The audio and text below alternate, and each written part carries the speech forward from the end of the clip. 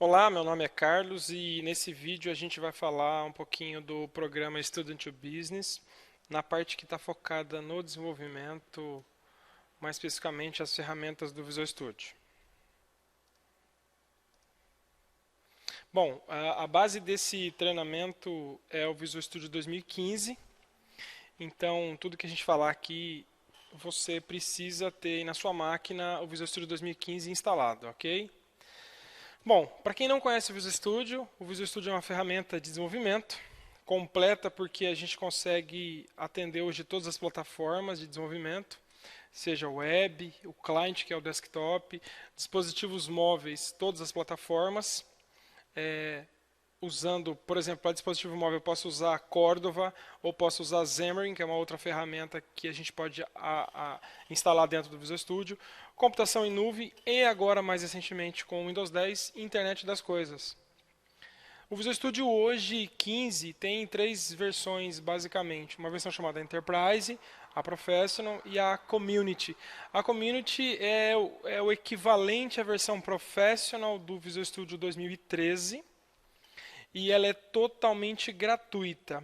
E ainda tem uma vantagem o Visual Studio, que se você não está familiarizado com o inglês, por exemplo, você pode baixar um pacote em português e o Visual Studio é traduzido para o português. Se você ainda não tem o Visual Studio, você pode acessar o site ali visualstudio.com e você pode baixar uma das três versões, sendo que a versão Enterprise e a Professional você consegue baixar como uma versão de avaliação apenas. Ok? A gente considera hoje o Visual Studio uma ferramenta multiplataforma. Por quê? Porque a gente consegue criar aplicações que rodam, por exemplo, no Linux, que rodam no Android e iOS. Então, no Linux, a gente tem o ASP.NET novo, que está sendo chamado ainda de VNext, que ele vai ser executado também em Linux. E a Microsoft criou, no início desse ano, uma ferramenta chamada VS Code, uma ferramenta free, que roda no Linux e no Mac. É uma ideia bem resumida, mas que te dá uma experiência de desenvolvimento mais interessante nessas duas outras plataformas. O Visual Studio suporta aí uma infinidade de linguagens e nativamente, quando você instala o Visual Studio na sua máquina, você tem essas quatro linguagens: C Sharp, Visual Basic, C++ e F Sharp. Mas você pode desenvolver, por exemplo, para Python e para várias outras linguagens, adicionando plugins dentro do Visual Studio. Python é apenas um exemplo. Posso programar também para Arduino, que é uma placa para a internet das coisas dentro do Visual Studio, adicionando plugins à ferramenta. Para exemplificar e contextualizar vocês em como são as linguagens, eu coloquei aqui um exemplo bem simples de um código em C Sharp. Então, esse código tem essa característica de ter os usings, de ter um namespace, ter uma definição de classe e um construtor ali. Esse é o código semelhante em VB. Vocês podem perceber que o código em VB ele é bem mais enxuto. O código em C Sharp ele é bem mais explícito, né? As coisas estão bem mais à mostra. Aqui eu tenho um exemplo de um código em C++. O C++ não é o mesmo tipo de aplicação, mas para você ter uma ideia do contexto, parece um pouco com C Sharp, mas tem algumas notações diferentes. E um código em F Sharp. F Sharp é chamada uma linguagem funcional. Okay? A gente pode desenvolver com o Visual Studio através dos muitos templates que ele tem. Templates são os modelos de projeto. E a gente consegue desenvolver na web, por exemplo, aplicações web forms ainda, apesar de ser um legado, considerado um legado hoje, você ainda consegue desenvolver, o MVC, Web API e depois HTML, CSS e JavaScript. Essa é uma tela do Visual Studio 15 mostrando aí os templates para a web. Vocês notem ali na parte de baixo da tela, aqui onde eu vou passar o mouse, ASP.NET 5 Preview Templates. Esses são os templates do ASP.NET VNext. Eles ainda estão em preview, não são versões finais ainda, mas você ainda assim consegue criar. Existe também no Visual Studio 15 e no Visual Studio 2013 com Update 4 a possibilidade de você criar uma aplicação e já conectar essa aplicação com o Windows Azure, com o Microsoft Azure, através clicando aqui nesta opção. Falando um pouquinho aí do MVC, o objetivo desse vídeo não é ensinar ninguém a usar MVC, é mais explicar o que o Visual Studio faz. E como exemplo, eu estou colocando aqui o MVC. Então, para quem nunca ouviu falar de MVC, é uma metodologia de desenvolvimento para a web, onde você tem 3 entidades, que é o model, onde estão os seus dados, a view, onde está a parte visual, é o que o usuário vai enxergar dentro do browser, e o controller, que é o cara que faz a ligação entre o que é demandado pela view e pelo model. Então eu tenho um exemplo aqui de um código que é o projeto padrão do Visual Studio MVC, do que é um controller, né? Um controller tem as actions, são as ações disparadas pelo usuário. Nesse exemplo aí eu tenho 3 actions, a action index, quando o usuário clica no botão index, a do about, do botão about, e a do contato, quando ele clica no botão contato. Aí eu tenho uma view, a view no MVC do Visual Studio utiliza uma sintaxe chamada Razor. O Razor é uma mistura de HTML com C#, então o que está em amarelinho ali, aquelas chaves e o @viewbag é um código C#, que você pode usar durante a programação e depois ele vai ser transformado em um código HTML para o browser. Semelhante ao MVC, existe uma outra tecnologia chamada Web API, que a gente usa para fazer camada de serviço. A gente pode fazer uma comparação do Web API com o Web Service, por exemplo. O Web Service usa ainda um padrão chamado SOAP para troca de dados. E o Web API usa o padrão JSON e trabalha através de REST. REST são esses endereços, como eu coloquei no exemplo aí, que você pode acessar os serviços de maneira mais direta, não é? Então, os 2 serviços, então o Web API no geral, a gente vai trabalhar com formato JSON. Aqui eu tenho um exemplo de Web API. Novamente, esse exemplo é o do template padrão, quando você cria um Web API. E no Web API a gente trabalha muito com os verbos HTML, que são esses 4. O get, post, put e delete.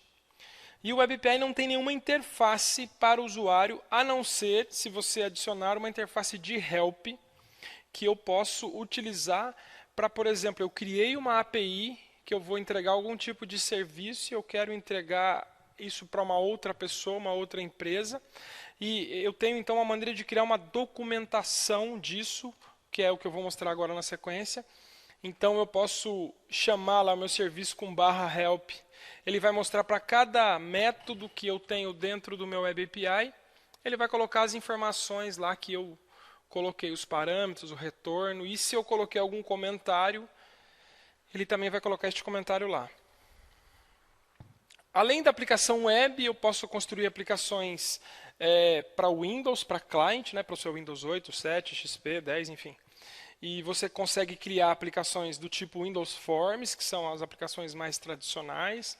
Pode criar com WPF, onde eu consigo ter uma interface bem mais elaborada.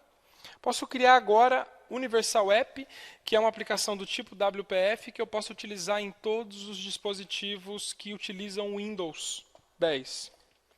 Então aqui um exemplo bem simples de um Windows Form. Aqui o mesmo exemplo usando o WPF. O WPF tem essa característica da interface estar bem separada e ser bem diferente, utilizando uma sintaxe chamada XAML ou XAML. Então é uma sintaxe muito parecida com HTML, na sintaxe, né, onde cada botão, cada lista que tem na tela é uma tag dentro da minha camada. Isso me dá possibilidade de criar interfaces muito interessantes. Um exemplo de coisa que é feita com XAML é o botão iniciar do Windows, por exemplo, né? Aquelas janelinhas que você vê, os tiles, são feitas usando o XAML.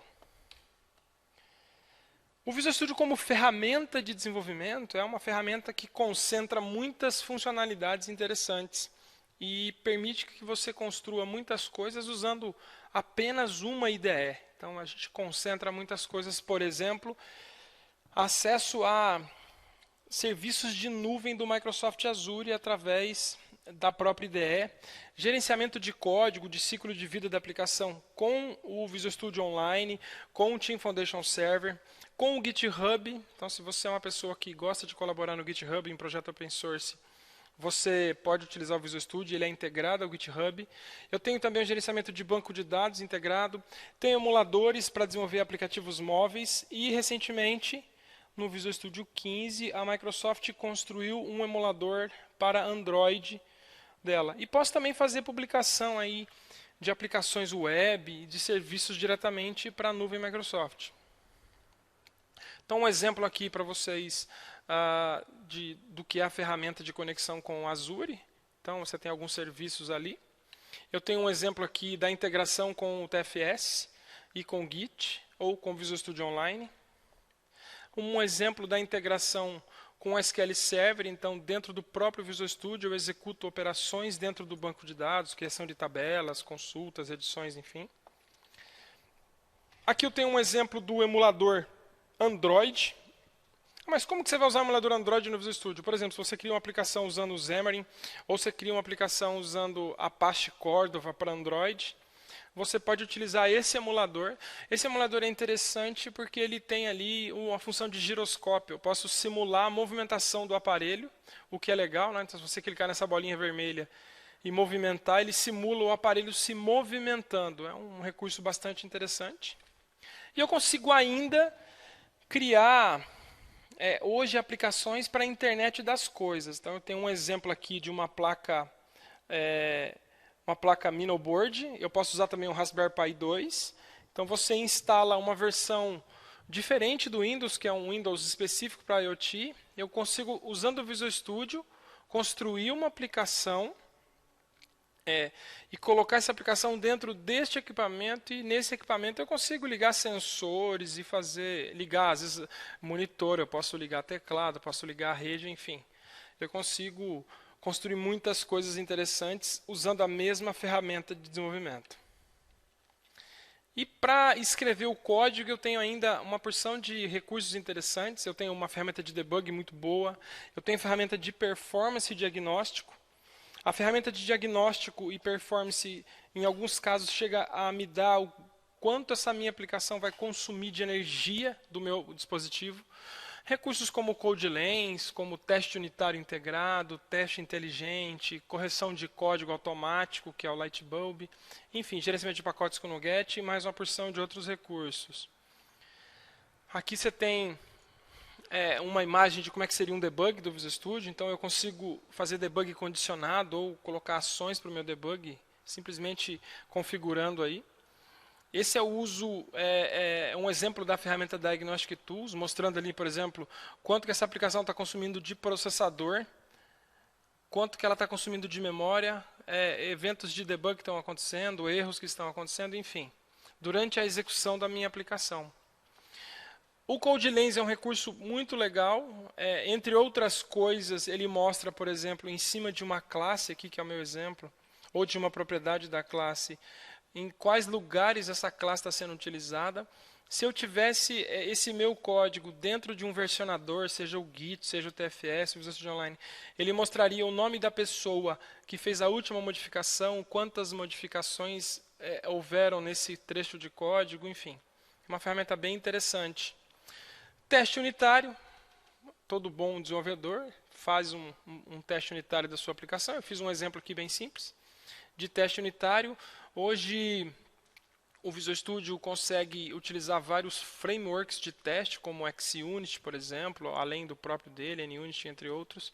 E eu tenho ali uma ferramenta integrada chamada Test Explorer, que vai me mostrando todos os testes. E aqui de novo o CodeLens, que tem agora uma bolinha verde aqui. Se eu clicar nessa bolinha verde, ele vai deixar eu rodar o teste novamente, por exemplo. Então essa interação dá muita produtividade. Se você quer testar o seu código de uma maneira mais simples e mais rápida, um teste rápido ali de código, existe um recurso chamado IntelliTest. Antigamente esse recurso era conhecido como PEX. Agora ele é incorporado ao Visual Studio. Eu posso, por exemplo, eu fiz um exemplinho aqui da divisão, que é um método que fatalmente eu vou ter problemas se eu não passar corretamente os parâmetros. Então, executando ali o IntelliTest, que é clicando com o botão direito em cima do código, vai aparecer um menu e você chama o IntelliTest. Ele já consegue identificar duas possibilidades de erro ali para mim. E eu posso depois pegar esses erros, ou mesmo o teste que está ok, e gerar um teste unitário da mesma maneira que eu mostrei antes.